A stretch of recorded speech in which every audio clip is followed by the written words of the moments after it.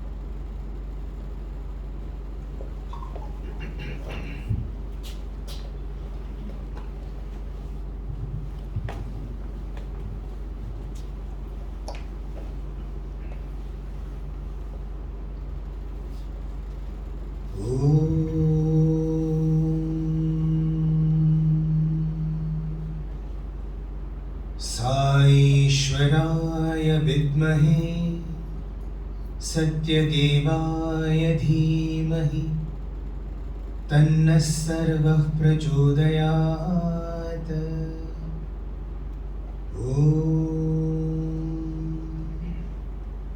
शान्ति शान्ति शान्तिः।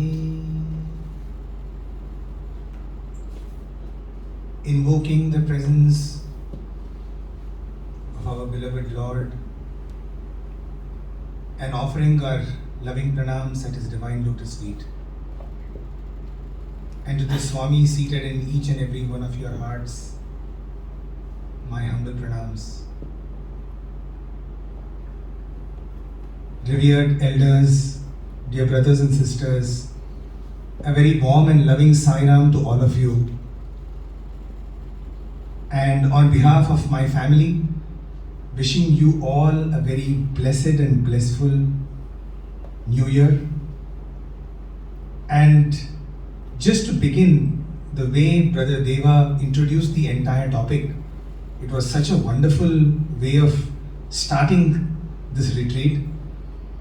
And in many ways, I must say that he took away a lot of my lines, because I was in fact going to start with the exact thing that he started with, which is, why are you here? So that actually saves a couple of minutes for me. Because that's exactly how I was going to, in fact, in my notes, I was going to ask the very same question, which is, why are you here? I think, like one of the sisters mentioned, that she just wants to take a break, right? So why take a break in the Malmeen Center, right? Just sleep.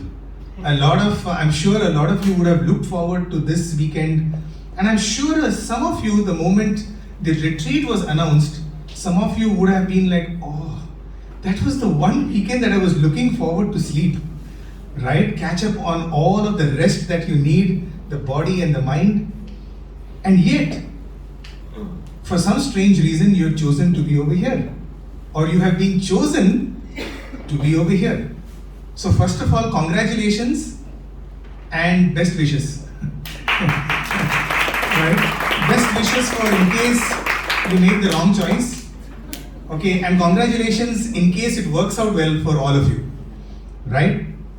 So many of you said about the food, and some of you said about connecting with Swami.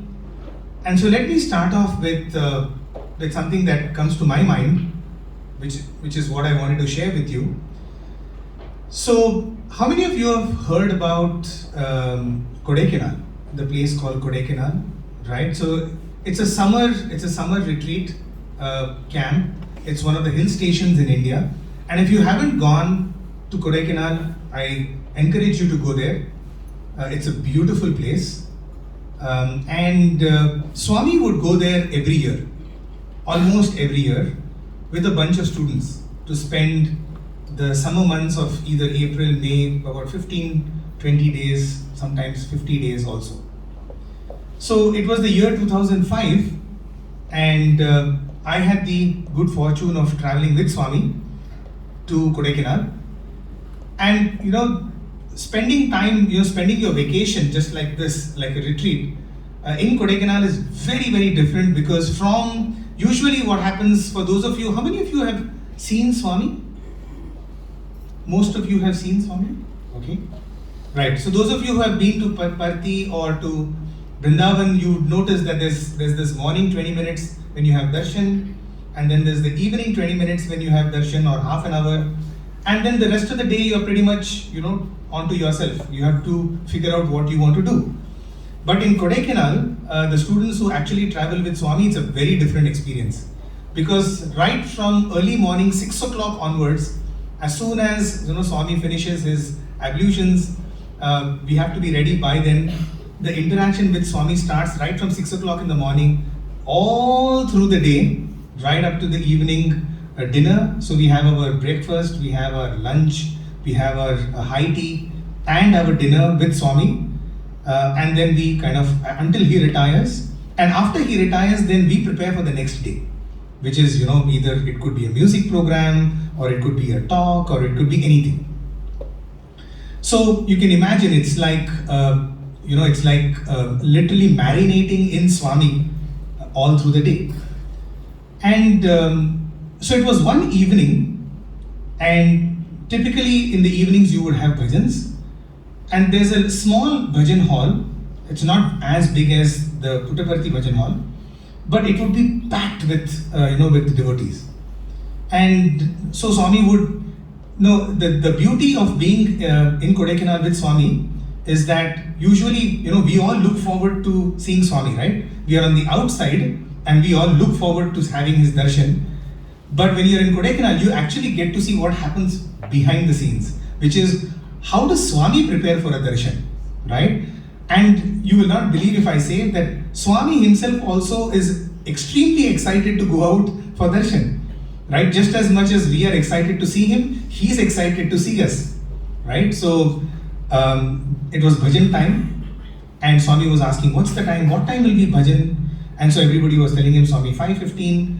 And Swami said, so have devotees come. So a couple of people were running, checking, coming back, telling Swami, few more minutes, some more devotees are coming in, so on and so forth.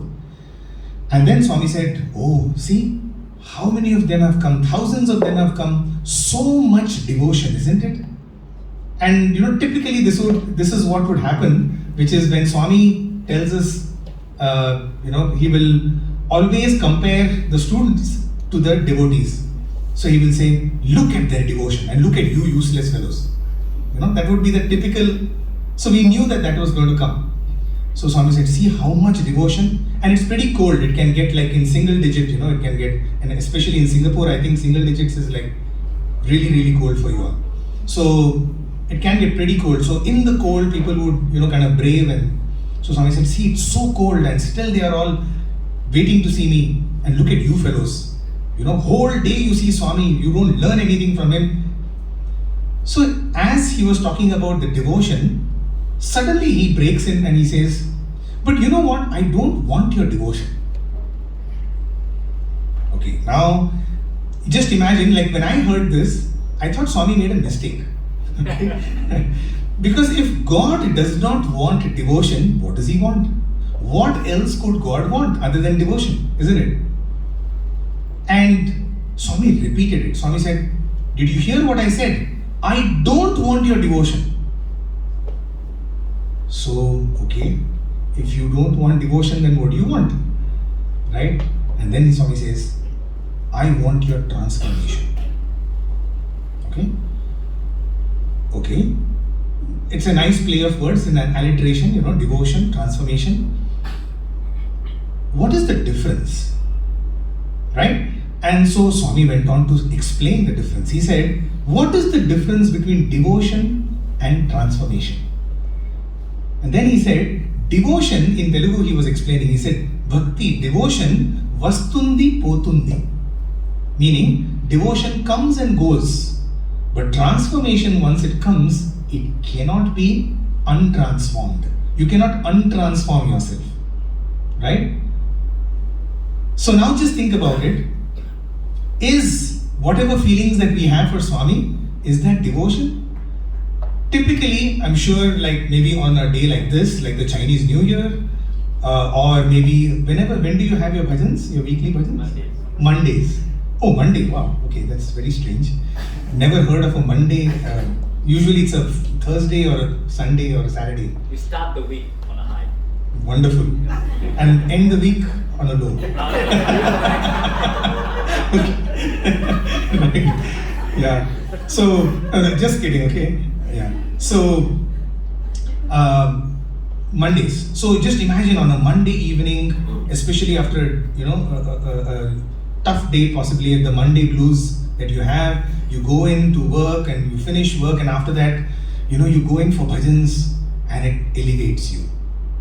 Okay, and then straight on Tuesday morning, you're back to, or you're here. Where are you? You're always there. Right? So you will notice that possibly, you come for a bhajan session and you're able to connect to Swami, okay, and there are tears flowing down, let's say, right? And then soon after the bhajans, like I saw this morning, right? The morning bhajans had not even ended, right? And straight away, hi, how are you? So good to see you, Chinese New Year, right? It was, right? So are we here to connect with Swami, right? And we will discuss what does that Swami mean, right? Or are we here to connect with each other as the body and the mind, right? And so this devotion, while we are sitting in bhajans, it can come, and soon after Om Shanti Shanti, the moment we step out, we are back into our own worlds. Now this is what? There's no dearth of devotion. This is devotion, yes. All of you go to temples, and there are dime a dozen temples, right? There are probably hundreds of pagodas or Buddhist viharas. There are thousands of churches and there are millions of mosques. Is there a dearth of devotion in this world? Absolutely not. You come to India, at every corner you will have a temple, and you will have thousands streaming in. Every temple in India is packed. Right, from the north to the south, from the east to the west, everything is packed. And Swami is saying, I don't want that. I don't want your devotion. Right? We going and using God. You see, the problem with us is that God also has become our currency. Right? If our dollars don't work, what do? God give me this. So God has become our ATM machine. Right? We use God like a credit card. That's why the people who have a lot of money, they don't need to come to God. Right? Look at for example, I'd been to China a few years ago, and they were saying very, very beautiful concept. They were like, China is a godless country, right? So what's the philosophy in China? They say very simply, what do you want? What do you want God to give you? Good health, we'll give you. We'll look after your health. We'll give you good hospitals. What do you ask for God? Education, we will give you. What do you want? Clean water, we will give you.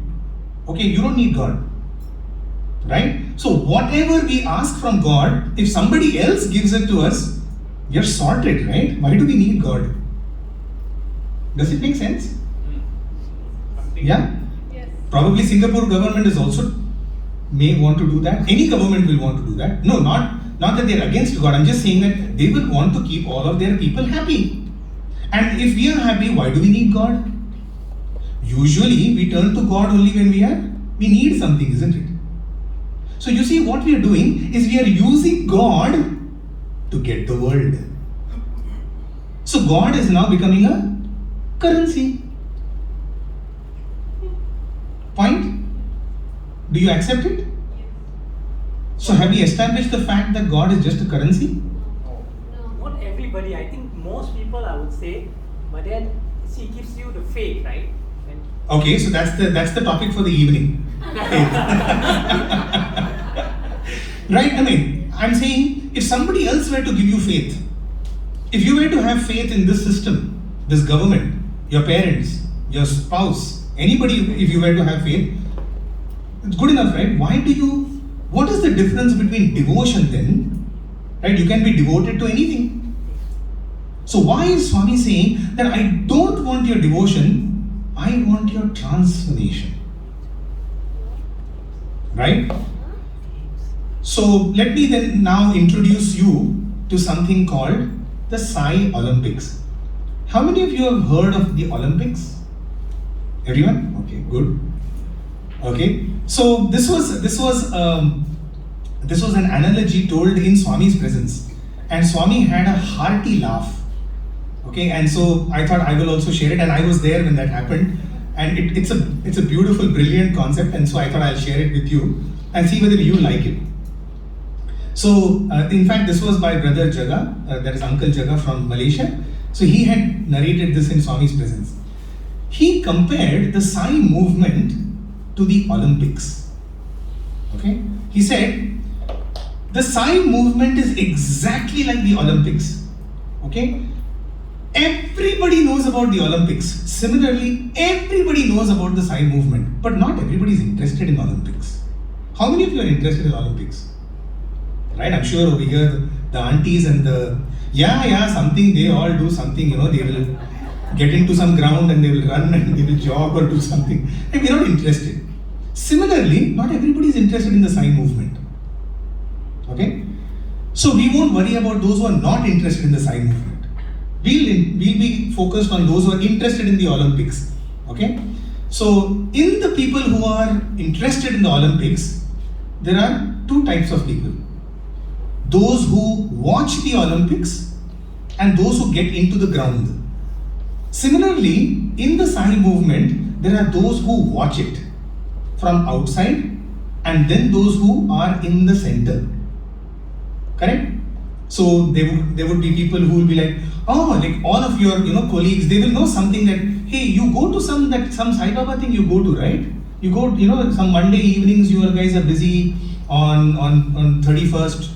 Of December you do something, and then on Shivratri night you guys do something. You guys are bhajan guys, right? You're the seva guys, right? I'm sure many of your colleagues know you that way. So they are the people who are outside. They like it, but they won't join it. They'll be like, hey, good for you, man. Let me clap, just like we do, right? We just know about the Olympics, who's winning, those who are interested. We know who's winning the medals, etc. Okay. Let's not worry about those who are watching the Olympics. Let's now focus on those who are in the ground, okay, in the Olympic stadium. Now, within the Olympic stadium also, there are two types of people. The people who have bought the tickets and who are watching the Olympics from the ground, correct? And then there are those who are the athletes. Okay? So, in the Sai movement also, there are several of these people who come to the center once in a while, right? So, come Sai Swami's birthday, come Shivaratri, the hall is packed. Okay? There is no dearth of that also. People will come, they will, for the first 1 hour, they will all clap. And then once, as the night progresses in Shivaratri or Akhanda Bhajan, suddenly you will have about 10 or 20 people. Then they'll come back in the morning and they'll be there to finish. They are the people who applaud, right? Right? I'm sure back in the day, when Swami was physically there, so whenever he would go to cities, there would be stadiums full of people. Okay? To host Swami, you would require an entire stadium. I'm sure if at that time, if Swami would have come to even Singapore, you think Malvin Center will be enough? Definitely not, right? Thousands would be of people, because everybody wants to know, right? They want to clap. They want to know who's that athlete, who's the star, superstar athlete, right? Same thing happens in the Sai movement also. Okay, so let's not also worry about those who are watching. Let's now focus on the most important people. Who makes the Olympics happen? Who makes the Olympics happen? The athletes, right? Dear brothers and sisters, I believe you are those athletes. Are you? Think about it. Okay? Okay. So now let's focus on the athletes. They are the ones who make the Sai movement tick, go on. Now within the athletes also there are two types of athletes. Okay? One are called what are called sprinters. Sprinters. The 100 meters, 200 meters. Those are the flashy, like, have you heard of Usain Bolt? Yep. Yeah, I'm sure the kids and here would have heard of Usain Bolt, right? Sorry? Aunties have also heard. That's great.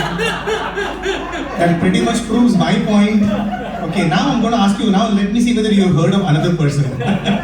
Okay? So yeah, so sprinters, and then there are the marathon runners. Now can you tell me who won the gold medal in last Olympics? That is the point I was trying to make. So there are the sprinters and there are the long distance runners. Okay? So who are these sprinters? Sprinters are typically these flashy guys in the Sai organization. Okay, in the Sai movement now, they are people who, while they are there in the organization, they are all over the place and they are the flashiest guys, the most flamboyant people, super talented, lovely singers or lovely sevadars, or they would be like the people who organize, and then suddenly after 6 months, boom, disappeared. They come, they do all their stuff, that's it. They are disappeared from the organization. After that, you won't see them. After that, once in a while they'll come to the organization. Hey brother, what happened to you? Where are you? No la, lots of work la, family la, so many things. Very justifiably so. Okay? We're not kind of dismissing that. But that's it. They'll come, they'll do their stuff, they'll go. That's it. You'll never see them again. Okay? The second type of athletes are the long distance runners. 10 years back, they were in the organization.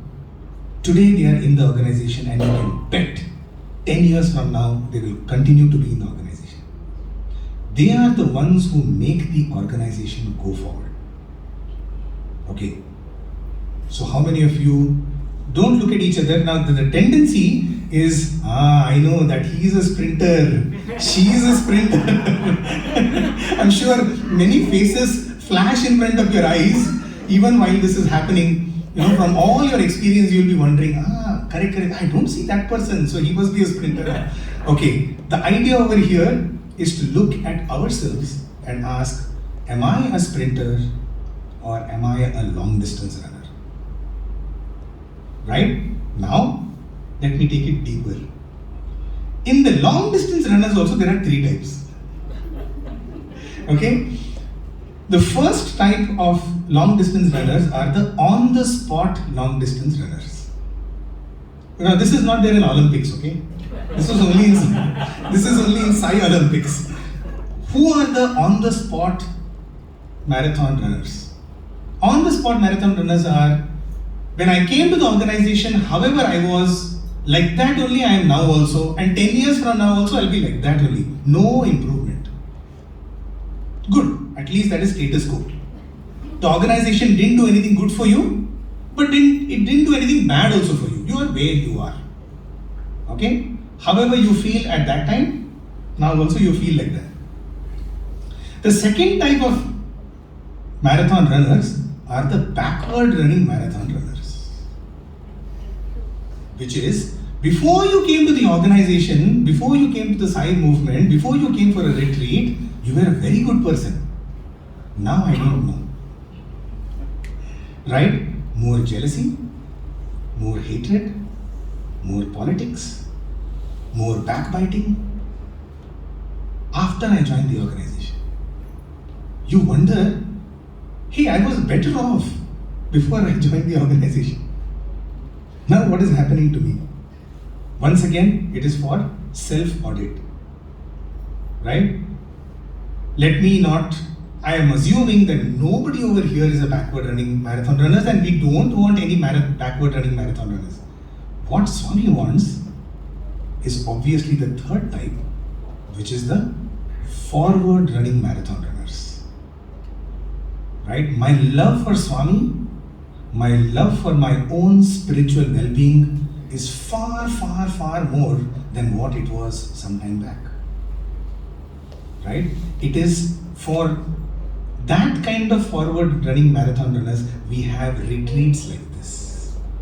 So why retreat? Is because like every other sport, or for that matter any other activity, there's always what is called a conditioning camp. Correct? You have to condition. You can't suddenly start running. You suddenly start running, you're going to fall down after some time. You need a conditioning, a fitness camp. So every now and then, you need to take a break, as one of the sisters said, right? And look back at our own journeys. Otherwise, what tends to happen in the organization? Monday there is a bhajan, Tuesday there is some seva, Sunday we do something, and the calendar will just keep rolling on and on and on. And just like Brother Deva was saying, there are 100 New Years, right? There's the Indian New Year, the Chinese New Year, the Singaporean New Year, there's a New Year, I will decide, my birthday is a New Year, right? It's a New Year in a sense. So we will have 100 New Years, and it will not make any difference, because we will be only adding years to our life rather than adding life to our years. So each of these retreats is a moment to take a break and relook. In Vedanta, there's a beautiful concept called Simhavalokana. You know what is the meaning of that? It seems as the lion starts to graze through or walk on the plains, it is said that several times during the gait of the, as the lion is walking, it stops and it looks back. It looks back at the distance traveled. And this has been interpreted in Vedanta as what a sadhaka or what a spiritual practitioner or a pilgrim must do every now and then. Stop and look back. Look back at the journey that each one of us have traveled. Retreats are a moment when we can do that. Yes, we will have our fun. Of course, we have our fun. And it's fun looking back. When you actually examine yourself and you audit yourself, it's fun. Oh my God, this is how I was. But I have traveled. There's a very beautiful prayer, that very close to my heart. It is, Lord, thank you for I am not what I used to be, but sorry, Lord, for I am not what I ought to be. Let me repeat it once more. The prayer is, thank you, Lord, for I am not what I used to be. Means I have taken a distance. But sorry, Lord, for I am not what I ought to be. Yes, I have a long distance to go. Right? Each one of us in this retreat, let's use these 1.5 days, 2 days, whatever it is, to relook at our own spiritual lives. whatever we had set out for when we joined this organization, when we joined this movement, when Swami walked into our lives, why did we commit ourselves to such kind of, and if we have not committed, why have we still not committed? That is the question. I'm sorry if I'm taking away some of the fun from this retreat, but I believe this is the greatest fun that one can have. To relook and examine our own spiritual journeys. And therefore, to talk about how you can examine or how this entire process can be done, let me use the very first mantra that was chanted, which is the Sai Gayatri. Right? So, we all know the Sai Gayatri. What is the Sai Gayatri? Om Sai Ishwaraya Vidmahe Satya Devaya Dhimahi Tanna Sarva Prachodayat. Right? Do you know the meaning? How many of you know the meaning? No one? Okay, I'm sure. Yes, sir. Yes. Okay. Let's dive a little deeper into this. Because, believe me, brothers and sisters, once you get to know the meaning, you will never again chant it in the same way. I guarantee you that. And so let's dive a little deeper, because in this, in fact, every Gayatri is a formula. It's a formula to relook at our lives. Why are we chanting? You know what is a mantra? This is a mantra, right? Gayatri is supposed to be a mantra. What is a mantra? That when which is chanted, it saves you. Mananat trayate iti mantraha, it is said. That is, when you do manan, which is when you contemplate on it, it protects you. That is what a mantra is. So a mantra is not to propitiate, it's not for devotion, it is for transformation. Right? It is not something that, oh Lord, are you going to be happy with, typically what happens in our homes, right? Especially a lot of South Indian homes, if you go to like Tamil Nadu and those places, all the possible deities will be strung on the wall. Okay? It's almost like, the number of cards we have in our wallets, credit cards, someone will listen at least. Whoever is having a good day.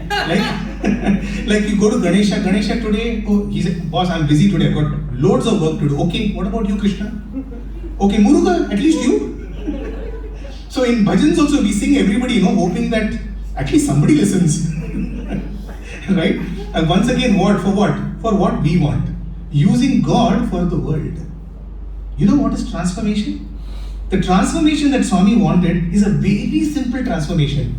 Don't use God for the world, use the world for God. Simple. That's all. The simple technique of transformation is, we are in this world. We have no choice. We have to work in this world. We have our families, we have our work, we have all of it. Can we use that to get God rather than using God to get the world? Make sense? Yes. The whole idea of all of our spiritual development is to simply flip this formula. So far, using this to get this, what Swami is saying, nah, just change it. Use the world to get God.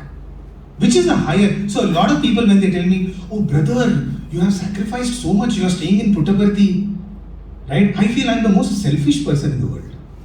Because I have chosen God instead of the world. I feel the rest of the world is sacrificing a lot. Because they are sacrificing God and getting the world. Which is a better deal? Getting God or getting the world? Yeah? Getting God, because He's omnipresent, omniscient, and omnipotent. Right. So, which is a better deal to have? Getting the world or getting God? Obviously. Is it? But are we in pursuit of God only to get the world? Then it's again using God to get the world, right? So which is the means and which is the ends? Think about it, You use these retreats for definitely one thing. Have you heard of the Kurma Avatar? Have you heard of this? One of the Dasha avatars. I think all the gurus over here would have probably heard it. How about some of you? And if you go to Bangkok on the Suvarnabhumi airport, after you complete immigration, you will come across a huge depiction Okay, on one side you have the blue guys, on one side you have the white guys. Okay, and then in the middle you have like a mountain. Have you seen that? Yes. Some of you would have gone. Yeah, that is the story of the Kurma Avatar. Kurma Avatar is the tortoise avatar of God. Lord Vishnu's tortoise avatar. You know what the story is? It's one of the silliest stories. What's the story? The gods and the demons come together. Both of them are in pursuit of the nectar of immortality, and they decide that they are going to churn the ocean. Okay? And so for churning the ocean, you need a pole. So they get a mountain called the Mandar, the Meru Parvat. Okay, the Meru mountain, the Mandar mountain. Okay? And then they need a rope, obviously, to churn it. So Vasuki, one of the largest serpents, is made the rope. And on one side you have the gods, and on one side you have the demons, and they start churning. That is the story. How silly. Nothing else to do, or what? Right? So when I used to read this in, we used to have these comic books called Amar Chitrakatha. I don't know if any of you know that. Okay, so we used to read, we are avid readers of Amar Chitrakatha. So we used to read this, and we used to enjoy, the drawings and the paintings, that would be there. So read this, and I used to wonder, what nonsense is this? And you know what happened, right? While this churning happened, so many things started coming out of this churning process. The very first thing, what came out? No, not the first. The first thing to come out was the poison, the hala. Right? The first thing to come out, the snake started feeling the burden of, because it was being used, right, as the rope. So it started rubbing, and all the poison from the snake started to come out, ooze out. Right? So the first thing that came out was the poison, and of course Lakshmi ji came out of that. Mother Lakshmi has come out of that, was given to Vishnu, and then Kamadhenu, the wish-fulfilling cow, came from that, and then the wish-fulfilling tree, which is the Kalpavriksha, came out from that, and so many other, the Airavat, the elephant of Indra, came out from that, all of that, and wondering what, like there's nothing else to do. It's like, a magic box, like the Jack in the Box, a lot of stuff coming out, and finally the nectar of immortality comes out. And that's another story. Don't worry, I'm not going to bore you with that story. What is the inner significance? Or is there something deeper to this than just a bunch of, jobless people churning away at the ocean? You see, this is the story of our lives. Okay? There are forces of good and the bad within our own mind, within our own lives. And they are constantly churning this ocean of life. Sometimes there is the good, sometimes there is the bad. Sometimes there are the ups and the downs, the joys and the sorrows, the pains and the pleasure. Our life is full of these dualities. In fact, life itself means duality. Jagat, Swami would often say, right? This world is called Jagat. You've heard of the word Jagat? You would have heard, because any word, bhajan like Jagadodharini, when we say, it refers to Jagat. Jagat means what? Come and go. Jagat. Jagat. Jagat means comes and goes. Comes and goes. Okay, so it is this process of this churning that is happening, and our mind is the mountain. Is the churning. How are we taking everything in this world? How are we absorbing this world? Why do we have pain and pleasure? Who is experiencing the pain and pleasure? Think about it. Who is experiencing? Our minds. So the mind is the mountain, right? And what's the snake? Yes? Emotions. Okay. It's something far simpler than that, actually. Far simpler than that. It's nothing but actually, just look at what did the snake do. Does the snake have any role to play per se? It's nothing but our breath. So as long as our lives are there, this churning is going to go on, right? When they say and thus he breathed his last. After that, there's no churning, right?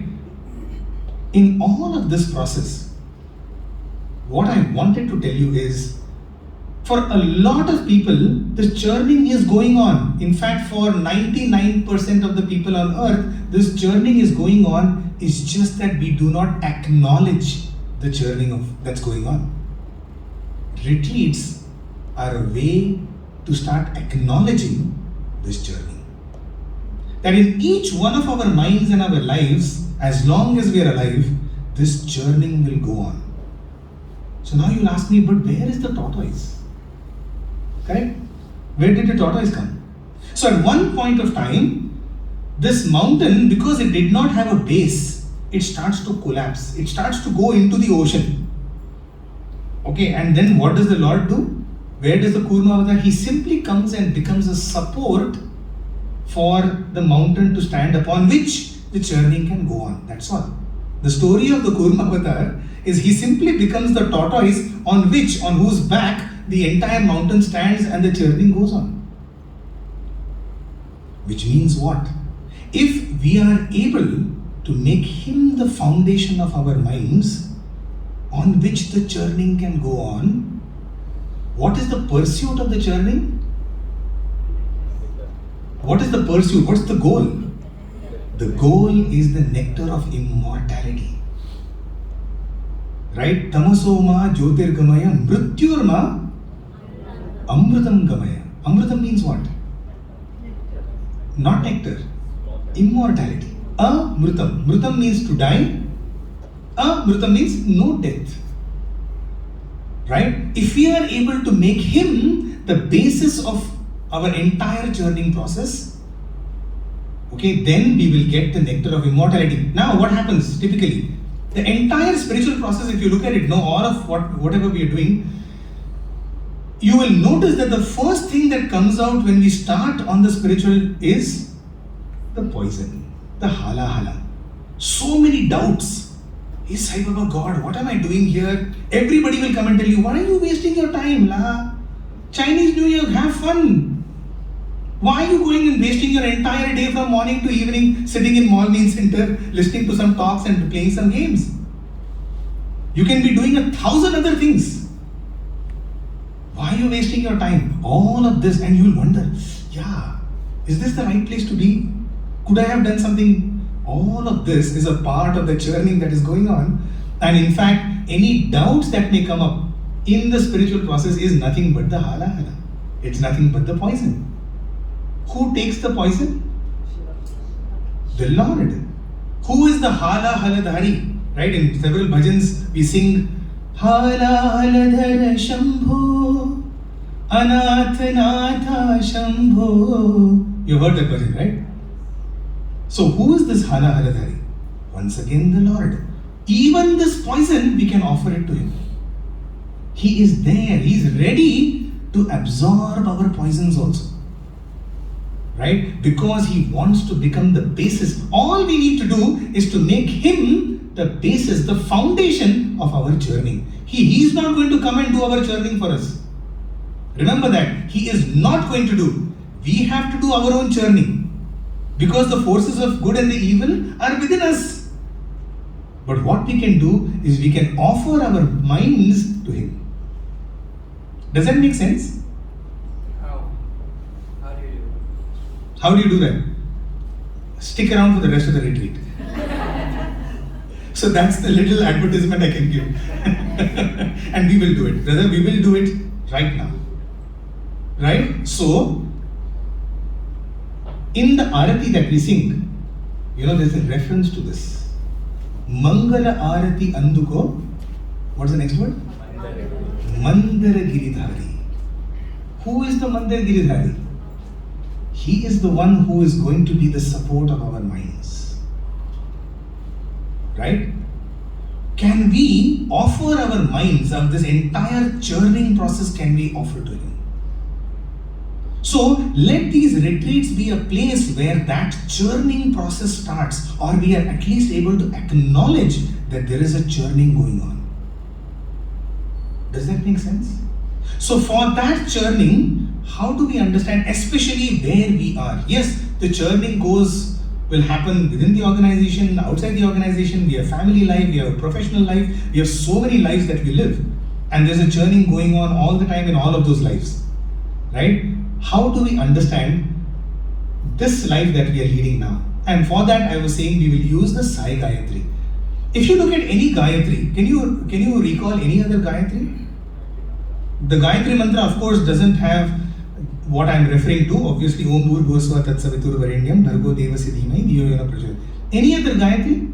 Ekadantaya Vidmahe Vakratundaya Dhimahi Tanno Danti Prachodayat. Katyayanaaya Vidmahe Kanyakumari Dhimahi Tanno Durgi Prachodayat. Narayanaya Vidmahe Vasudevaya Dhimahi Tanno Vishnu Prachodayat. Okay, so many. We can go on like this. Can you tell me something which is common in all of these Gayatris? There are 3 words which come again and again in each of these Gayatris. They are the operative words of the Gayatri. What are these operative words? Yes. Tanno, okay. Is that an operative word? We'll come to that, yes. There are 3 words. Vidmahe, Dhimahi, Prachodayat. Correct? Tatpurushaya Vidmahe Mahadevaya Dhimahi Tanno Rudra Prachodayat. Ekadantaya Vidmahe Vakratundaya Dhimahi Tanno Danti. Yes. So you understood. You take any Gayatri except the Vishwamitra Gayatri, which is Om Bhurgosva. In that also the Vidmahe doesn't come as such. It comes in a different way. It comes as Varenyam, okay? But it's actually Vidmahe only. So irrespective of whichever Gayatri you take, so look at what does Sai Gayatri mean? Say, Sai Ishwaraya, Satyadevaya, Tanna Sarva, done? What are these 3 words? These 3 words will become our formula for what that brother asked. So what are the meanings of each of these? It's a very scientific, it's incredible to know what our ancestors were able to give us. Entirely scientific process. Vidmahe simply means to know. Dhimahi means to contemplate. And Prachodayat means to get inspired or drive or propel. Actually the word Prachodayat simply means to propel forwards. Now just think about this in a scientific way. How will you know something? Or having known that, how will you know it better? By contemplating on it. Right? Somebody tells you, if I were to tell you, have you tasted Gulab Jamun? Gulab Jamun? How many of you don't know Gulab Jamun? Oh, all of you know. Okay. Let me use. Have you heard of Putarekulu? How many of you have not heard of Putarekulu? Okay. Okay, good. So let me take that. What is Putarekulu? First you will be like, what? Say it again. Correct? So I'll tell you, it's one of the most. How many of you know about Putarekulu? Okay. So now, for those of you who know, see how exciting this is going to be, okay? What do you think Putarekulu is? For those of you who don't know. Sweet. Hey, come on. Anybody? No, everybody is convinced it's a sweet. Anybody else for anything else? It could be anything. It could be anything. How do you know it's a thing? What if I just made up this word? Sounds like edible food. It sounds like an edible food. Which part of the world do you think it's coming from? Because few of them are those who are doing it. And how do you know that? Word is like Putarekulu. Because it ends with like Telugu. Putarekulu. So therefore it could be there. Right? Okay. So you see, it's fun, right? The point I'm trying to make is, yes, it is a sweet. Yes, it is edible. But for those of you who don't know anything, you'll be like, okay, but what if I tell you that it is the most famous sweet from that part of the world? And for those of you who have a sweet tooth and who love sweets, you'll be like, wow, I should taste it. Right? So now, just imagine, you just heard about Putarekulu. I just told you. Okay? It's filled with sugar, jaggery, ghee. It's like paper. when you put it in your mouth, it just melts. Okay, and every part of your mouth. See what I'm doing. What am I doing? I'm just describing. Okay, what you feel when you eat that sweet. I think we need it for the retreat tomorrow. I was about to make a formal on record. We don't have this for the retreat. Yeah, we don't have it. Yeah. You bring it next time, brother, please. I'll try that. But you see, this is exactly what I wanted. It started with, for those of you who did not know anything, you're like, okay, now you know. What happens when you know? Now you are more interested in it. Right? Now you want to know how it tastes like. And you're not even ready to wait till next year's Chinese New Year. You want it tomorrow. Thank God you didn't ask it for today. You see what is happening? So, the first thing is to know. Having known it, the second thing is to contemplate on it. Dhimahi simply means to contemplate, dhyana. Dhimahi and the word dhyana comes from the same root word. Right? So, you know, you contemplate, and knowing and contemplation actually is a circular thing. Right? The more you know, the more you contemplate, the more you contemplate, the more you know. Right? And so it's a circular thing. So vidmahe, dhimahi, and what is this? This is nothing but a cycle to move forward, to propel you. What happens in a fan? How do you get propelled forwards? It is only by this process. Right? So prachodaya actually means when you know and contemplate, you go forward. How scientific is this? Right? So, now let us look at Sai Gayatri. Sai Ishwaraya Vidmahe. I know who? Sai Ishwar. No, I don't know who I don't know whether he is God, etc. I know Sai Ishwar. Who's that? Who's that? His photo around here? Behind you. Yeah. So please say. Who is that? You should say, yeah, he is here. Right? The guy with the bushy hair, 5 foot 3 inches, who wears an orange robe. Right? Sai Ishwar. I know Sai Ishwar. Okay? Having known that, so all of you, each and every one of you seated over here, for some strange reason, you got to know him. Just like Putaraikulu, you got to know him. Yes? Now, somebody then gave you a book, or somebody took you to a bhajan, or somebody took you to a seva, and then you started going deeper. How? By dhimahi. Yeah, by contemplating. You came to a bhajan, you read a book, and because of that, you got to know him more and more. Or so you thought. Or so you thought that you are getting to know him more and more. Right? Where must this end? So what is the dhimahi now? Sai Ishwaraya Vidmahe. What is the second word? Satya Devaya Dhimahi. If you contemplate truly on Sai, what will you realize? What will be the contemplation on? On truth. You see, everybody in this world is in pursuit of truth. Nothing else. A scientist working in NUS or in Caltech or in MIT labs is also in pursuit of truth. In fact, on Swami's 50th birthday in 1975, he said that this is the Satya Sai organization. This does not refer to this body. The Satya Sai in this organization does not refer to this body. It refers to Satya Shai organization, that upon which the members of that organization rest upon truth. Shai means to rest upon, Satya means truth. The ones who rest upon truth, this organization is for those people. Those who are in pursuit of truth.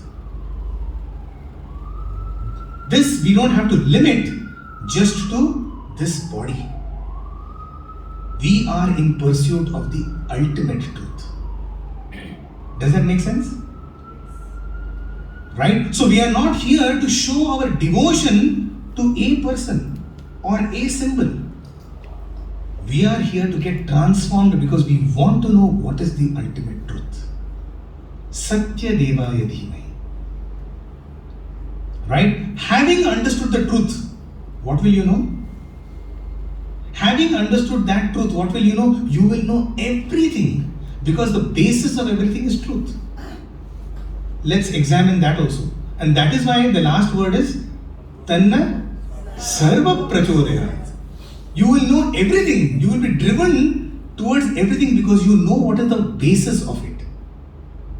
Okay, so now let's look at this in the next half an hour or so. We started at what time? 9:30. So we got to 11, right? A little bit over 9:30. Yeah, so we can go up to 11, right? Yeah. So let's now, in the next few minutes, contemplate a little bit on who is this Sai. I'm sure each of you have your own versions of Sai. Correct? No, a lot of people, when they say Sai Baba is God, says who? Says who? But Swami is telling you are also God. Right? So, many times, when people say that, oh, I know he is God because he has done this, I had this, and everything happened and I am now fine, therefore he is God. It's like basically, I am the authenticating authority. I am the certifying authority. Right? If he does this for me, hence I declare him to be God. If you cancel my cancer, right? If I have a deep trouble in my life, you sort it out. Yes, therefore I will certify you to be God. We are the certifying authority for him to be God. Yes or no? You know why he's God? This is what happened. I was going through this. Then he came into my dream, and now therefore he is God. So just think about what we are doing. We have become the certifying authority for somebody who's supposed to be God and who's not God. Funny, isn't it? Does God work like that? Therefore, Swami is saying, don't try. Don't think that I am God. If you think that I am God, then remember you are also God.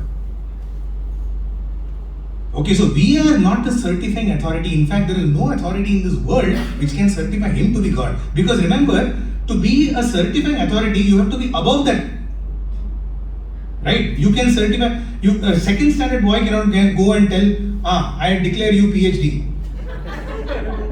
Who can declare somebody PhD or somebody who's 10th class PSLE or A levels? Can an O levels guy go and tell an A levels guy that you have been certified A levels? No. Only somebody who's above an A level can go and tell, I declare you. So when we are certifying him to be God, we are above him.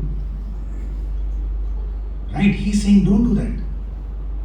Okay, so let me give you a few instances, and while I am doing this, think about it. While I'm going to do this, go back into your own memories and think about how Swami entered into your lives. That is enough. Whether he is God, whether he is a God man, whether he is a man, don't worry about it. When he walked into your life, what happened to your lives? Think about that. Right? So the first instance that comes to my mind is a beautiful story that, for me, one of the eye-popping stories. So this was told by Professor Kasturi. It happened to actually my classmate in primary school, one of my classmates, his grandfather, one Mr. Gogoi. Mr. Gogoi comes from Assam. He had gone to London in the late 1930s, to study engineering. And obviously, imagine in those days going to London was a very big thing, very prestigious thing. But the moment he landed, the Second World War broke out. Right? 1939, the Second World War broke out. And there was, I think in 1941 or 42, there was this, what is called the London Blitzkrieg, where the Nazis, the Hitler just sent his entire air force to bomb London. So he was in London at that time. And every now and then what would happen is, as he was studying there, every time there was an air raid, there would be sirens. Suddenly, it would go like that. And so that was the signal for everybody to get into bunkers. And just imagine you suddenly start hearing that, right? It's like you don't know whether you're going to live or not. So you're living in that fear of death all the time.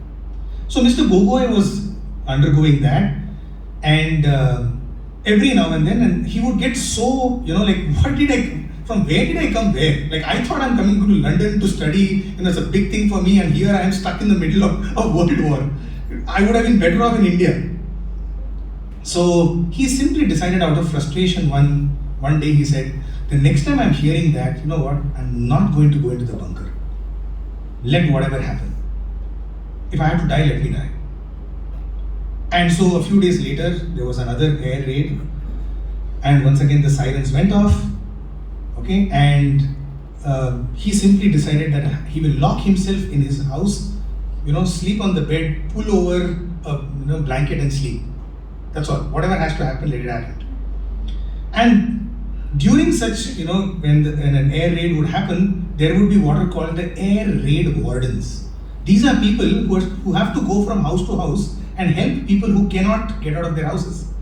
So there would be people who would, keep helping people. It could be old people, it could be disabled people, to take them and put them. So these air raid wardens were actually, kind of running outside. He simply said he's going to switch off the lights. Anyway, the lights were off.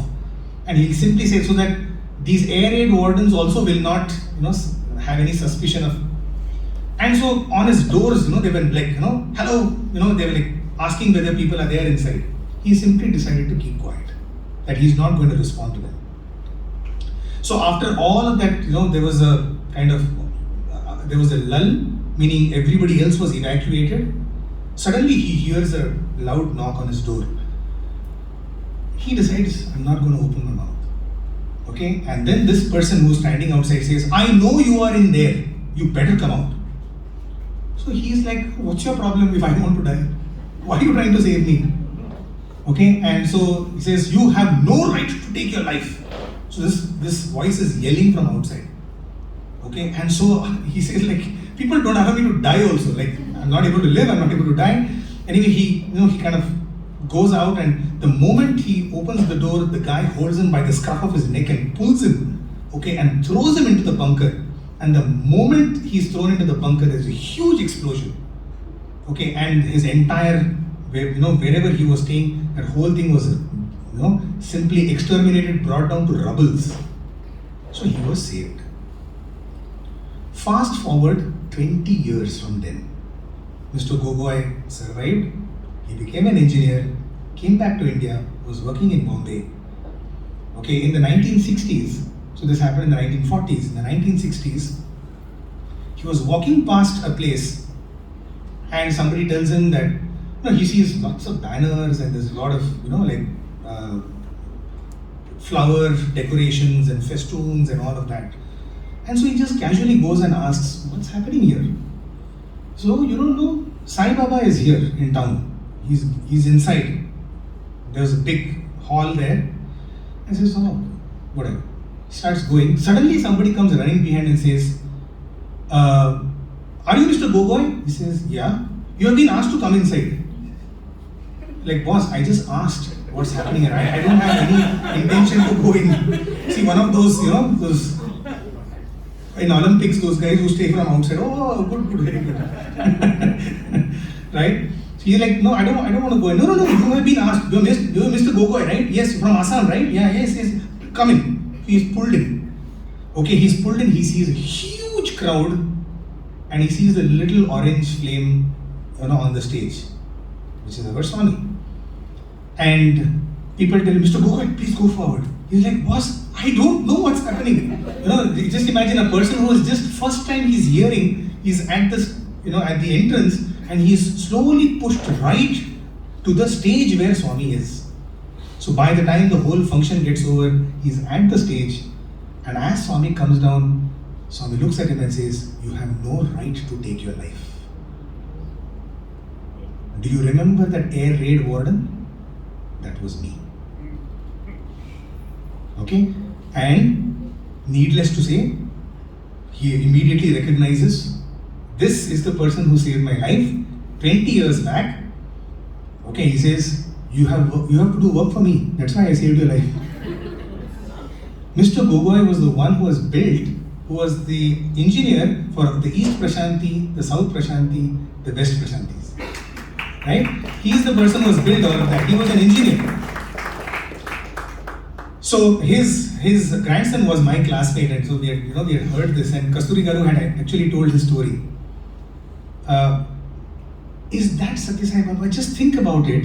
In 1941, was when Swami declared. What did he declare on his avatar? He said, I don't belong to just you. My devotees are calling me. The entire world is waiting for me. Okay? Little did that Gogoi know that there is this young guy, 14-year-old guy in a dusty town of Uravakonda wearing half chatti who's going to save his life. Is that the Sai that we know? And I'm sure in many of your lives that Sai has come. Let me give you another version of Sai now. Okay, because we think that, oh, so Sai Baba is somebody who comes and saves us. Now, I'll tell you another story now. Okay, so this is once again happened to one of my classmates. His name is, let me not take his name. So he was a roly-poly guy, okay, my junior, and he was the standard Santa Claus for every year. Every year his job was to play the Santa Claus role. Swami would select the Santa Claus, on the Christmas. So, so that year also, he was selected. He was in his 9th standard, in his P9, okay, and he became the Santa Claus. And so, what typically happens in those days, in those years, where that the Santa Claus, as soon as jingle bells, he will be singing a lot of carols, but the moment jingle bell starts, he's supposed to run in, with this thing, and then Swami will, he'll have, what is it called? Jhola, we call it Jhola. What do you call it? Sack. A sack full of chocolates, and then Swami will put his hands and he will throw the chocolates. So that's his job, just to run up to Swami, and then Swami will sometimes walk and he has to walk behind, okay, and so it's a great opportunity, to be behind Swami. And so this guy in the morning, he was neatly decked up as the Santa Claus, and about half an hour before he was supposed to leave to the mandir, they said, okay, get the sack, fill it up with chocolates. And to their horror, they found there are no chocolates. Nobody had made arrangement for the chocolates. Okay, so they will, and those days nothing used to be open in, like 30 years back in Parthi, you hardly had anything to buy. Okay, shops would open at 10:30 in the morning. Okay, this is at 6:30 in the morning. Where to get chocolates from now? You can't even get it from Bangalore. In half an hour, Swami is going to come out. Okay, and so we're frantically searching in all the hostels for any chocolate that you may get. Okay, so guys were like giving 2,2, 3, whatever they had in their cupboards, their personal cupboards, all were being dumped into that. Okay, and after dumping all of that, that sack is not even 10% full. You can't go with an empty sack to Swami, right? So now they're thinking what to do. So they decided, let's fill up the whole thing with cloth. Okay, so it'll look big. And on top, whatever chocolates we have, they found some 2 packets of chocolates. So a spattering of chocolates, a few here and there. And they told this guy, boss, when you run up to Swami, ensure that he doesn't throw chocolates. Because there are no chocolates to throw. Okay, so he's like, how do I do that? Okay, you run up to Swami, what if he decides to throw chocolates? What do you do? He's like, whatever, we don't know, there are no enough chocolates. If Swami gets too excited and starts throwing chocolates, what will you do? So he says, okay, I'll try. Okay, now just imagine, this is supposed to be like a major moment in his life. And now he's going to get a heart attack actually. So he said, jingle bell starts, and one of the most morose Santa Clauses, running up to Swami. Okay, and Swami says, come. The moment he sees him, he says, come. This guy is like, Swami, I don't want to come here. And so he runs up to Swami, and Swami is in a especially generous mood that day. And Swami starts to come and starts throwing. And this guy, okay, there is like maybe some 500 chocolates in there, there's little toffees like.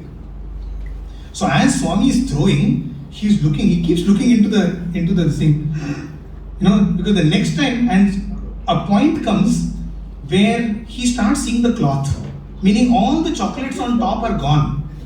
So the next time Swami puts his hand, cloth is going to come in his hand, not chocolate. Now how embarrassing, just imagine, no? Okay, and the moment that happens, he says, Swami says, now you go. Okay, he says, thank God. Okay, and so now what the Santa Claus is supposed to do is, after Swami finishes throwing, he's supposed to run around everywhere and throw the rest of the chocolates, There are no chocolates there to throw. He just runs around and takes here and there one or two, he just throws and finishes. The morning program is over. This guy's beard is saved. Okay, it's all done. Fast forward 6 years from then. The boy is studying in Vrindavan College. He's doing his second year undergraduation. Okay, now he's no more a roly-poly guy. He's a smart, handsome guy.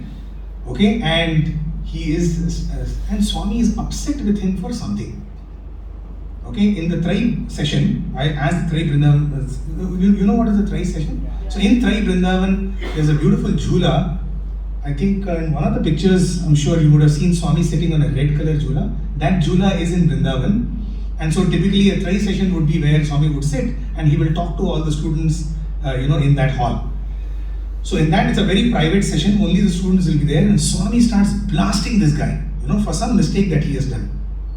And out of the blue, okay, as Swami is blasting him, suddenly Swami says, selfish fellow. This fellow is a selfish fellow. When he was the Santa Claus, instead of throwing, a fistful of chocolates to everybody, he was throwing two chocolates. Okay, throwing two chocolates. He wants to keep all the chocolates for himself. Okay, this brother was like, whoa, hang on, where did this come from? He couldn't understand what Swami was telling him. Why was Swami angry with him? Okay, like what is this part of it? It took him a while to remember 6 years before, when he was the Santa Claus, this entire episode unfolded in his mind. And it actually was a mind-blowing moment because Swami remembered 6 years back what he did as a Santa Claus. How insignificant and how trivial an item, but nothing escapes Swami's eyes. So is this the Sai that we are looking for? Is this the Sai that we want to define? And we will try and explore many more such Sais throughout this retreat. My idea only is that who is the Sai that we know? Which is the Sai, or what is the Sai that we trying to know? The Vidmahe part of it. Who is the Sai? So, having said this much, and we can go on, right? There are innumerable stories, and I'm sure you love these kind of stories. And so we will have a lot of stories. But let's move on to the second word, which is, okay, there is some Sai, I don't know who he is. Because you see, our Sai has a very peculiar, what he does? In the beginning, he will give you what you want. After some time, the tap suddenly switches off. Right? I'm sure some of you are smiling here. I know, you know exactly what I'm talking about. In the beginning, when you joined, when you came to him, many things happened. He gave you good job, good money, etc. After some time, dry. And you wonder, this guy lost his powers or what? Let me look for somebody else. In the big array, I told you, right? In South Indian homes, so many gods and goddesses. Hey, Sai Baba, I think his credit is over. Let me hang on. No, let's look for someone else. This is how we keep, God shopping. This is called Guru shopping or God shopping. We shop for gods also. Which is the latest god in town? Okay, who is listening to prayers?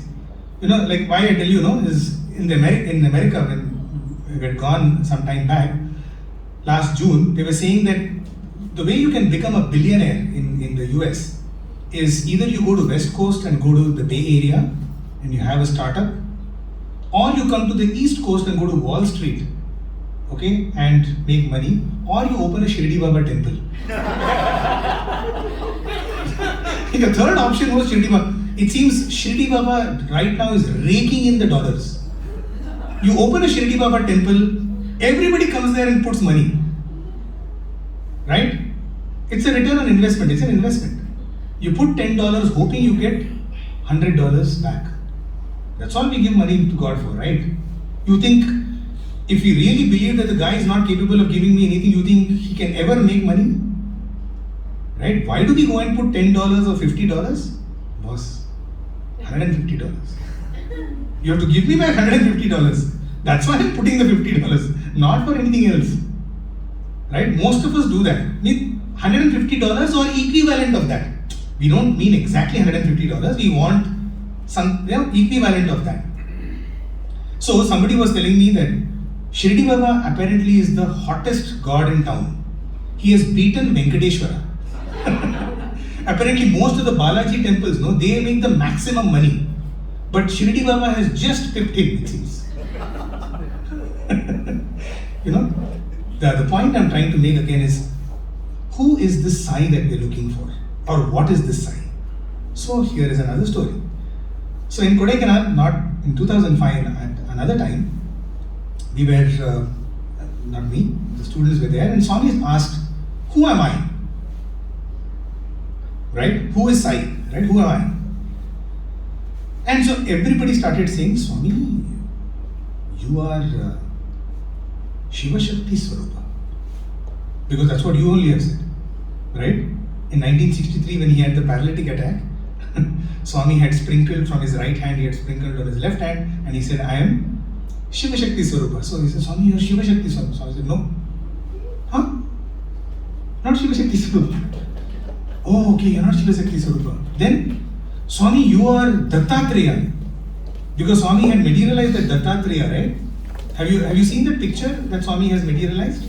When somebody had asked Swami, who are you? They had said, Swami had materialized, and Swami said, I am Brahma, Vishnu and Maheshwara. So not just Shiva Shakti, you are 3 in 1. Okay, so they were like, Swami, you are Brahma, Vishnu, Maheshwara. Swami said, no. Oh, okay. So then who are you? Somebody said, Swami, you are Sarva Devata Atita Swarupa, meaning you are beyond all the forms of God. Fairly good, right? Swami said, no. So then they said, okay, we are getting this quiz wrong. Then somebody said, Swami, you are Prema Swarupa. Somebody said, Swami, you are Karuna Swarupa. All of these words that we have in bhajans, keep throwing it at him. Right? All the words that we have in bhajans are some description of him. So, students started throwing, and Swami kept saying no, no, no. And so usually when you don't get it right the first 5 or 6 times, just shut up. That's the easiest and the best thing to do. Right? So everybody just kept quiet. And you know what was Swami's answer? Swami said, I am I. Huh? Repeat it. I am I. Any description or any definition that you think he is only your definition and your description of me. It is not me. I am I. I am simply the I. What does this mean? Who is this I? Let us contemplate on this I. You see, I will tell you another story, and this will probably resonate with you if you have not heard this. So this is the story of King Janaka. Have you heard of Janaka? No. Yes. No? You know Sita? Yes. Sita's dad. Okay, Sita's pop. I don't know. You don't know Sita? I don't know that. You know Sita. So Sita's dad's name is Janaka. Okay, so this is his story. Okay, so Janaka is a king. One day he is, for those of you who know, just go through with it. It's a very interesting story. I've heard it 1,000 times and yet I love it. One day he is sitting in his royal palace, his Raj Darbar, in his royal court, And he's the king, right? So there's some entertainment going on, somebody's dancing or singing or something like that, and he just dozes off. Right? He's the king, he can do whatever he wants. It's his court. So he just dozes off. So the moment the king dozes off, everything kind of, stops and everybody goes. And suddenly, a few minutes later, the army general runs in and says that, "No, Maharaj, king, sire, the neighboring king has attacked us, okay, and there's a war about to start. We need to get ready." And so immediately the king kind of gets up, he marshals all his resources, and he goes, and there's a very hard fought war in which Janaka brutally loses. He's humiliated, he's dragged, okay, his chariot is broken, he's dragged to the opposing king, okay, and so he's bleeding, he's depressed, he's humiliated, he's lost, he's opposite to the king. The king says, "I will spare your life. I don't want to take your life," okay, which is the worst thing to happen because you actually want to die at that point of time. He says, "But you cannot stay in this kingdom. This kingdom now belongs to me. Get the hell out of this kingdom." Okay, and so he's banished from his own kingdom. And so such a humiliated Janaka with all, bleeding and dirty, and he starts to walk across and takes several hours to walk across, and nobody is ready to give him food or water because they are all scared that if we help him, the current king may get angry with us, okay, and may persecute us or whatever, and so he doesn't get anything. Finally, after days of walking, he crosses his boundary. He's now hungry, he's tired, he's sleepy, he's humiliated. He's just waiting for something to go into his mouth. He sees there's a Narayan Seva going on, just like what we do, a soup kitchen, right? So he goes there, he's also standing. Imagine, once upon a time, just a few days ago, the king is now standing to get one morsel, right? He stands in the long line. As he reaches the place where the food is going to be given, the food is over. And so the final scrapings only are left. He says, "Even that is okay for me. Just give me something to eat." Okay, and so the last final few scrapings are put into his hand. And the moment he gets that into his hand, eagle comes and hits his hand and takes away that food and goes away. Okay, and he's completely devastated at this point. He is lying in the dust over there. Okay, and he's, what they call ha-ha-kar. Ha-kar is not laughing. In Hindi, ha-ha-kar means crying. So he's crying, and as he cries, he feels a tap on his hand. Okay, it's his wife. He's broken out of his slumber. This entire thing was a dream. Okay, and so his wife comes and says, "What happened? Why are you crying?" And he gets up and he looks around, and his entire royal courtyard is as such there, exactly as it was before the attack happened. This entire thing was a dream. But you see, we also have such nightmares. Maybe not as dramatic as this, but some nightmares we have. Usually when the nightmare gets over, we get up, okay, it's the same. I'm back to reality. But you see, Janaka was different. The experience that he had in his dream was so real that he now says, "Is this real or is that real?" Right? Swami, when he says this story, the word that Swami uses, "Idi nijama, adi nijama." Nijama means truth. Is this truth or is that truth? Okay? Good. And we shall explore this. So, क्या ये सच या वो सच? Hindi for those of you who know. So, is this true or is that true? And now the queen is wondering, what's wrong with it? What if he says, "Sire, whatever you had was a nightmare"? And he says, "Is this true or is that true?" Okay? So he says, "Why don't you sleep? Take some water." He says, "Is this true or is that true?" Okay, and so the queen says that I think it's better to get a doctor. Right? So the royal doctor is asked to come there. He checks everything is fine. He says, "Sire, what happened?" Okay, and the king says, "Is this true or is that true?" So the doctor is not able to now understand. Idi nijama, adi nijama. Is this true? So now next day, the morning has started now, and now official papers have started to come. The king is supposed to sign off on bills. Okay, any bill which comes to him, is this true? See, this is such a story that even the kids enjoy. Idi nijama, adi nijama. Is this true? That true. Oh, everybody now, the entire cabinet and all the ministry, they've gone crazy. Like, what's wrong with this guy? I think he has lost his nuts, right?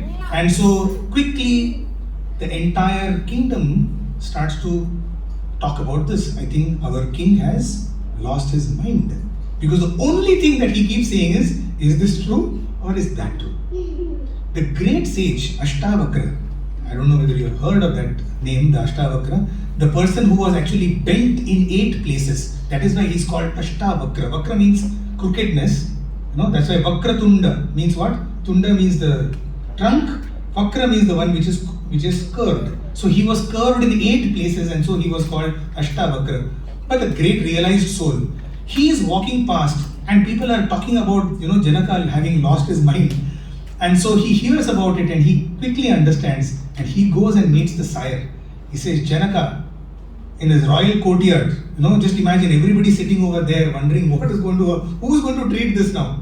Because to everything, what is Janaka's answer?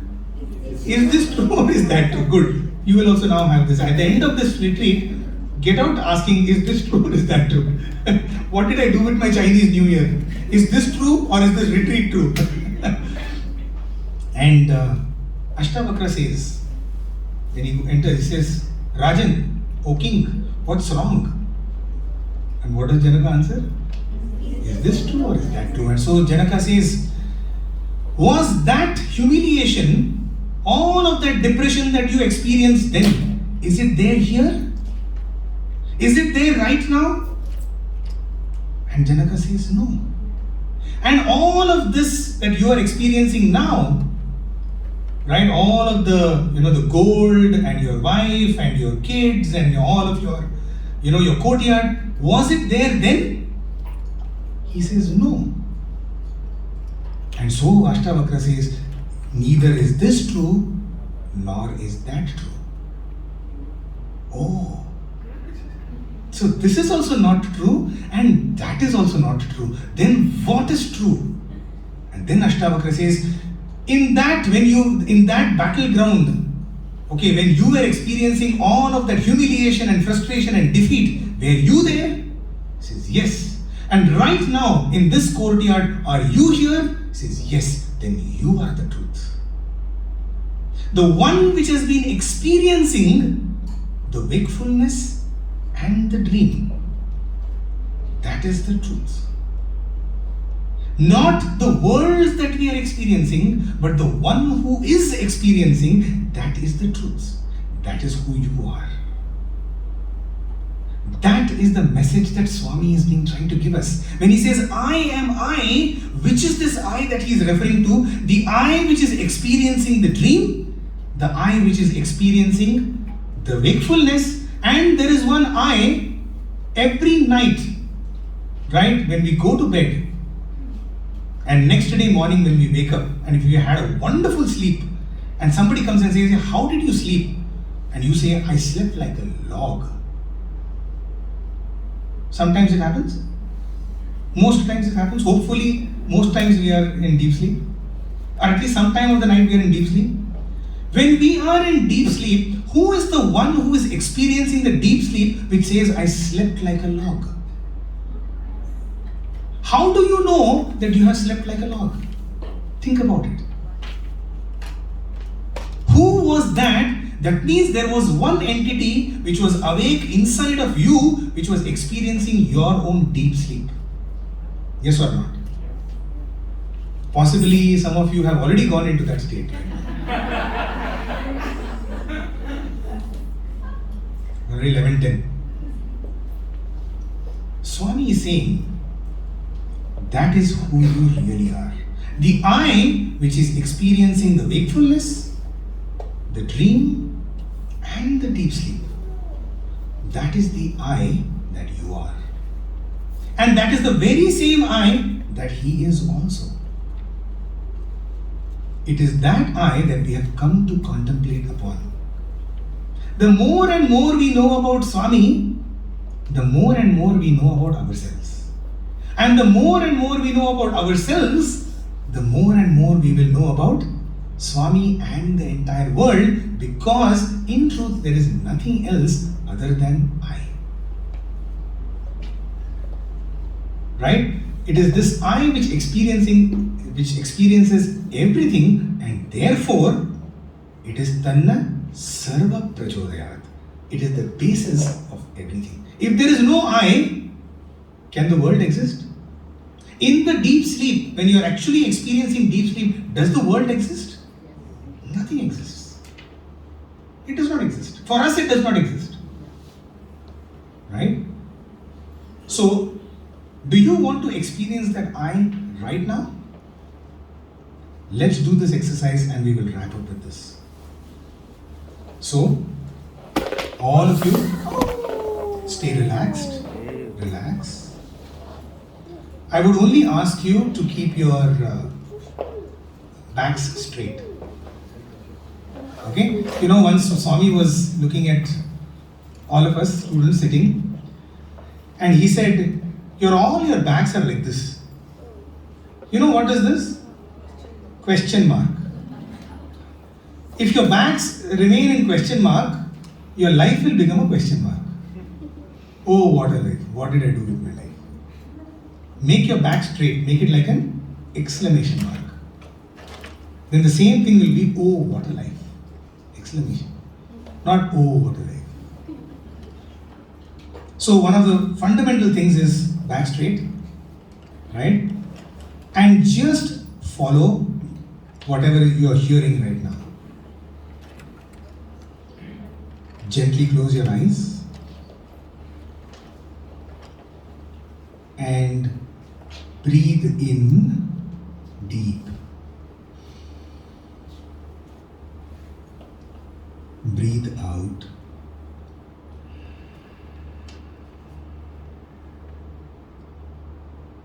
Breathe in. Breathe out.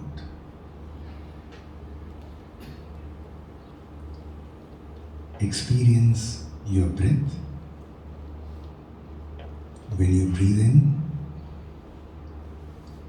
there is a chillness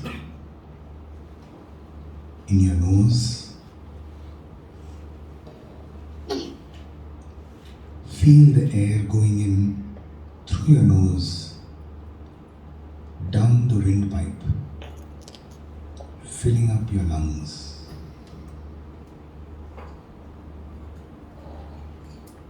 When you breathe out, feel the warmth coming out of your noses.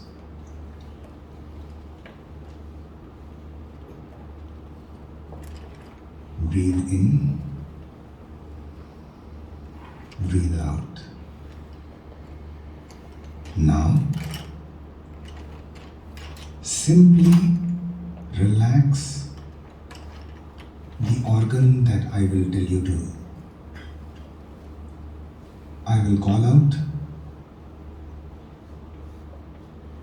Consciously drop and release the tension in that part.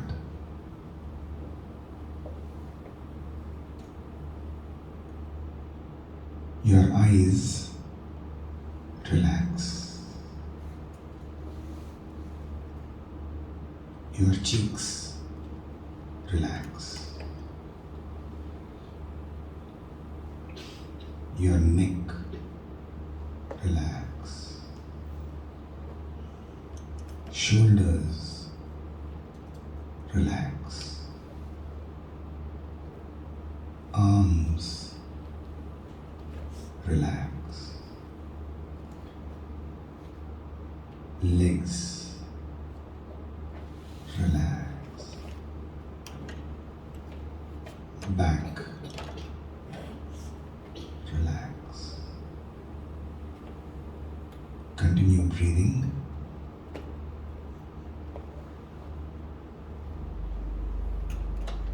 Now Listen to the sounds around you. Do not examine the sounds. Do not analyze the sounds. Just listen.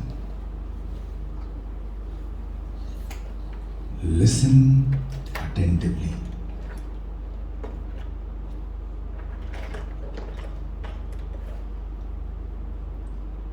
There are various sounds coming from the motor or the air condition.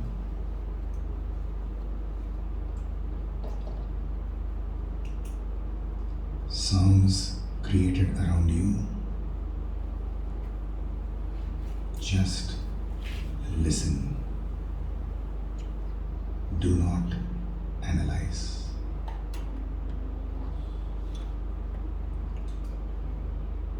Children making some sounds. Just listen.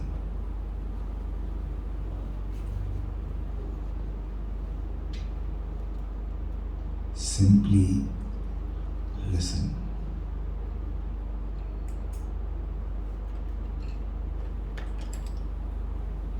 Breathe normally.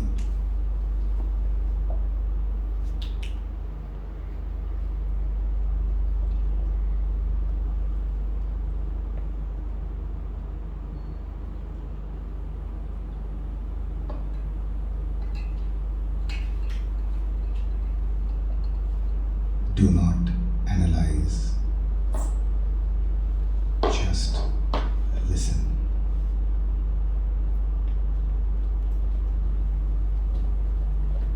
Pay attention.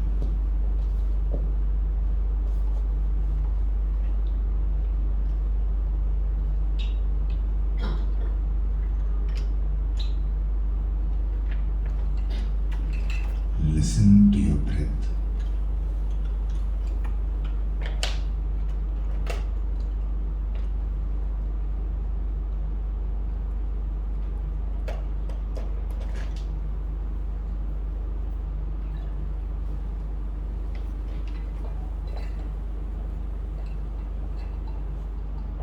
Pay attention.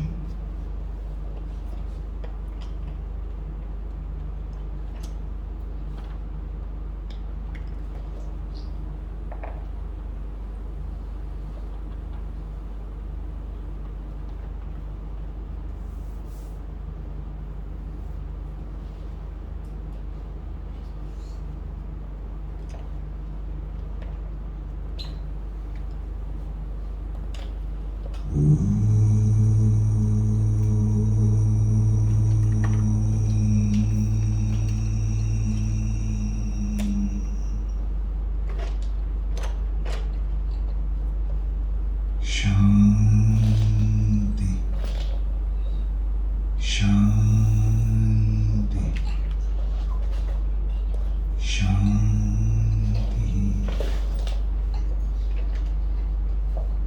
Gently open your eyes.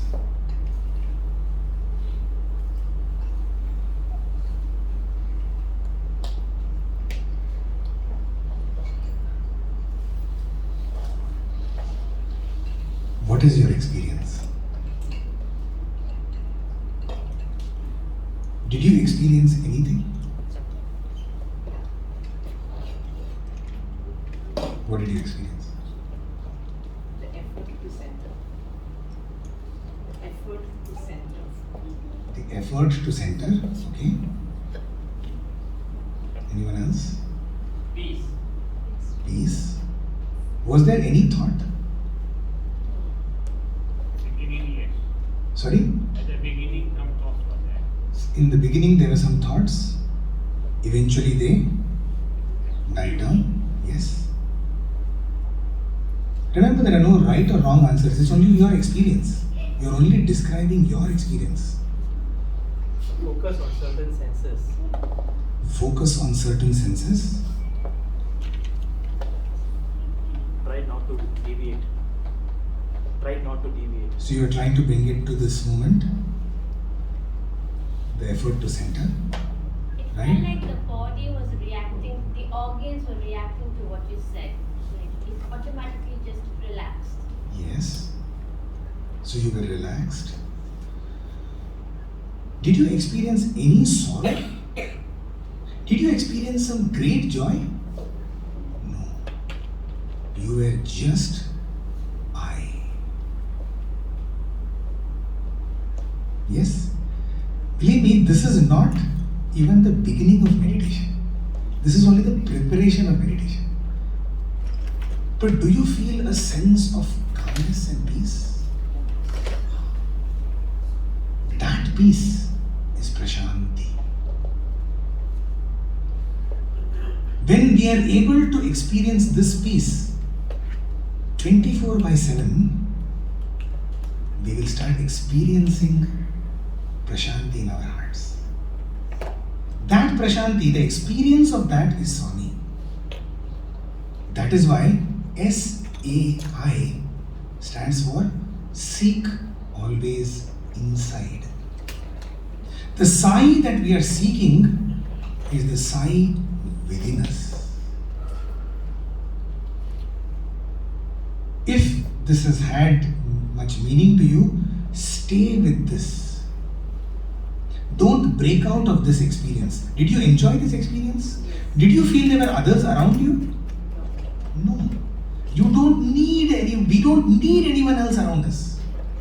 Because that prashanti is in our hearts. It's right now accessible. Right? All we did was 2 minutes. We didn't have to meditate for 100 years, right? Right now. That is what Swami is telling us. Right now he is with us. In our own experience you will find him. So stay with this. After this we will have probably a game. But every now and then use this to connect back to who you really are. If you're traveling in the MRT, you're traveling in the bus, you're traveling in a cab, in your office, even if you have 2 minutes, you can find that Sai here. Right now, it's that easy. So this was what I wanted to share about why do we come to a retreat? To find ourselves. And we will explore more of this in the future sessions also. Thank you. Sai Ram. Yes, any questions? Don't clap, don't clap. Yeah. If this session has made some sense to you, just absorb that. Because we are not here, I'm not an entertainer, no? You clap for an entertainer, somebody sings very well, oh very good. Right? We are not here, we are here to connect to our Sai. As one of the sisters said, we are here to connect with our Swami. So if that has happened, stay with it. Yes. Any questions we may have? In connection with Sat Chit Ananda, right? So is this related? Can you just explain a bit? Yeah. Okay, so brother has gone to a very, very high level, which is what is Sat and what is Chit and what is Ananda. What is Sat? Sat simply means existence. In whatever experience you just now had, believe me, this is not some very high level, okay? Did I bring God anywhere? No. The most secular thing, right? I simply said, listen, you're only training your mind to go on to one of your senses. Same things can be done even with your eyes. Only thing is with the eyes it becomes far more difficult because in fact that's also a yogic technique which is called Trataka, which is to focus. So, some of you who must have attended Dr. Shrikant Sudar, he always says take your thumb, just focus on the thumb, which is basically take all your attention and put it on one object, any one object. Here we are using the ears. And one of the other techniques we used was Yoga Nidra, which is relax your own body, consciously relax. Were you existing in all of this process? You were existing, right? Did you lose consciousness? Consciousness will exist. That is nothing but Sat. And the awareness of this existence is Chit. So existence is Sat, the awareness of that existence is Chit, and what comes out of that is Ananda. Ananda is not some bubbly joy that we have, laughing and all. That is not Ananda. That is just Sukha, a pleasure that you get when something good happens, and the opposite of that is you cry when something bad happens. Okay, Ananda is what you were feeling, a sense of completeness or relaxation. That is Ananda. So that happens when you simply become aware of your own true existence. That is what Satchidananda. Anything else? Yes, sir. Okay, I understand the concept of this meditation, but I cannot visualize the nose when you say it. I cannot. So just pay attention to your own breathing. Maybe. Yeah, just So to you your own think that breathing. nose- Are you breathing? Yeah. Do we need any effort to breathe? No need. Zero effort. So in fact, there are two Gayatris. One is called Japa Gayatri. So all the Gayatris that we do are what we have to put in effort. Om Bhur Bhusvaha Tat Savitru Varenyam. Right? You have to put effort to remember it. But what if I tell you that there was one Gayatri which was called Ajapa Gayatri, which is you don't have to put in any effort to do japa. You know which is that Gayatri? Your breath. Your breath is a Gayatri that you are doing 21,600 times a day. What is it telling you? I am that. Soham. Soham simply means I am that. Okay, without any effort. The only effort that you know what you need to do? Pay attention. There's a very beautiful statement which says, and alas, this person was so broke that he could not even pay attention. Did you understand the play of words? And alas, the person was so broke, he was so insolvent that he could not even pay attention. Right? Our problem is that we are broke with attention. We are not able to pay attention to our own selves. So, paying attention to your own breathing. How often can we do that in the day? Should be easy, right? But we don't. Because we are all the time paying attention on others. What does he think of me? What does she think of me? What does Facebook, Instagram, Twitter, etc., etc.? When do we pay attention to ourselves? Swami is simply telling you, this retreat is an opportunity to pay attention to yourself. Yes. So think about it. It's very simple. Just feel the air going in. You'll always feel coolness going in and warmth coming out. It will be your experience. Right now you do. Coolness. Warmth. That's the way of the body maintaining temperature. Anyway, tell us about Look, we can still take one last question, but very specific to this session. Yeah. Yeah. We can have more questions later on, but very specific to this one. Anything else? Last question. Alright, okay, I think we are. So let's break now and let's move on to the next activity. Dear brothers and sisters, there will be lots of activities. Yes, our life is full of activities, but there is one undercurrent of all of these activities. You know what is that? I am doing this activity. I. Every now and then just bring back your center into that I. That's all. Spirituality, all of spirituality is only that. That is why Swami is saying, I am I. Because he is always centered in that. Satya Sai Baba was possibly the most busiest person in all day. From morning 4 o'clock onwards till evening, talking, solving people's problems, running hospitals, running colleges, running schools, all of that. And yet centered on I. Right? Right. Thank you, Sai Ram.